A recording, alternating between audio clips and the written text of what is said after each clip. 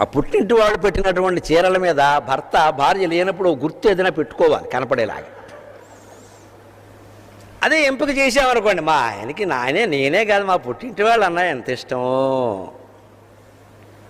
అన్నగారు తండ్రు తల్లో పెట్టిన చీరండి, అది చినిగిపోయినా సరే అది వాళ్ళకి నచ్చుతుంది. మమకారం అమ్మ అక్కడ ఉన్నది. మమకారం తప్పేముంది అందులో, పరాయి వాళ్ళు కాదు కదా, తప్పేముంది. మీ వాళ్ళు పెడితే నచ్చింది, మా వాళ్ళు పెడితే, ఈ వంకర మాట అనవసరం. ముందు మెచ్చుకోవడం మొదలు పెడితే మన వాళ్ళు పెట్టినా నచ్చుతుంది. మెచ్చుకోవాలి కదా ముందే వంకర మాట దేనికి. అందుకే మనస్సునే ఎరుగువాడు. అలాగే వాళ్ళకి ఏదో బయటికి వెళ్ళాలని ఉంటుంది, చెప్పరు.